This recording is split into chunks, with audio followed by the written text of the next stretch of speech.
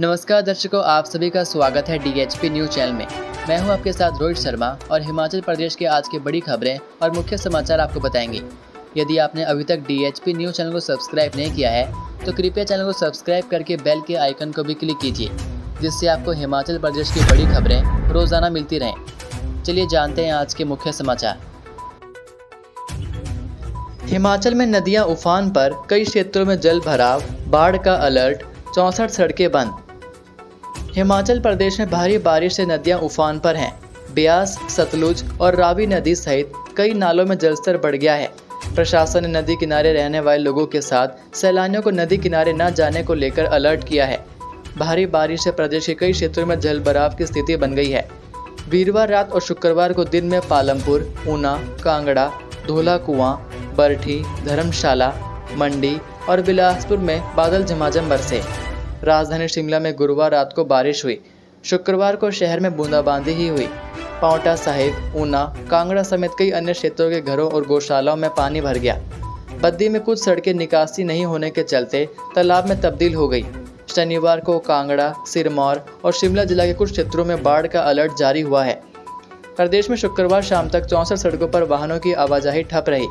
मंडी में सबसे अधिक 55, चंबा में 7 और शिमला कांगड़ा में एक सड़क बंद रही। इसके अलावा कुल्लू में 33 और चंबा में एक बिजली ट्रांसफार्मर बंद रहा।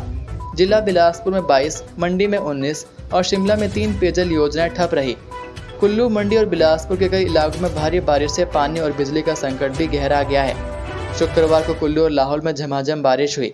बारिश के कारण जिला कुल्लू के बाह्य सराज के टकरासी पंचायत के प्राइमरी स्कूल रोहड़ी धार का भवन गिर गया है। इस भवन को शिक्षा विभाग ने पहले ही असुरक्षित घोषित कर रखा था। वहीं आज शनिवार को भी प्रदेश के कई क्षेत्रों में भारी बारिश का येलो अलर्ट जारी हुआ है।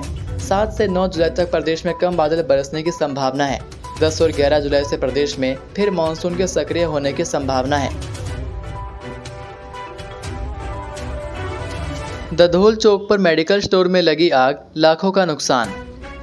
भराड़ी उप तहसील के तहत दधोल चौक पर मेडिकल स्टोर में आग लगने से 50 लाख रुपए का नुकसान हुआ है। आग लगने का कारण फिलहाल पता नहीं लग पाया है।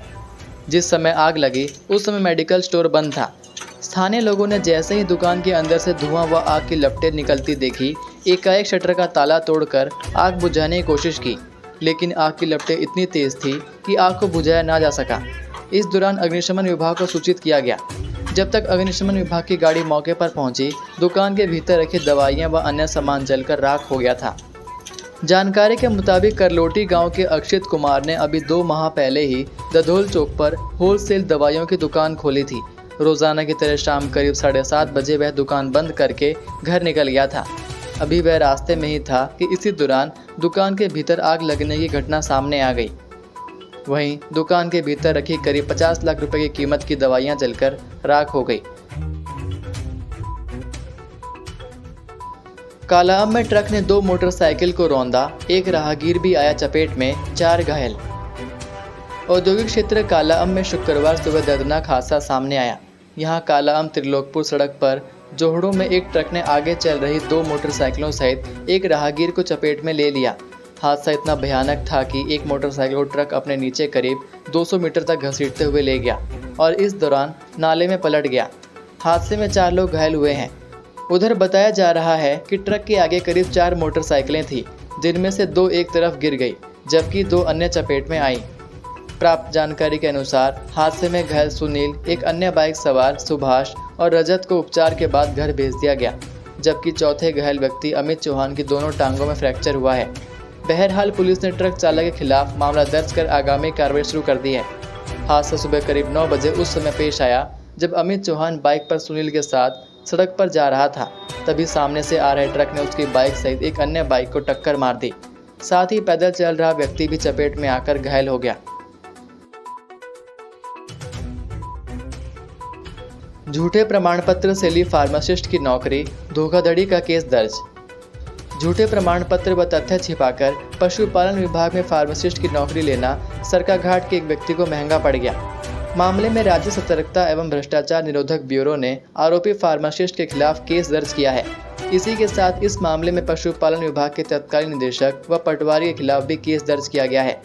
निदेशक व पटवारी पर आरोपी को गलत दस्तावेजों के सहारे लाभ पहुंचाने का आरोप है। तत्कालीन निदेशक के खिलाफ विभागीय सचिव से अनुमति लेने के बाद कार्रवाई अमल पर लाई गई है।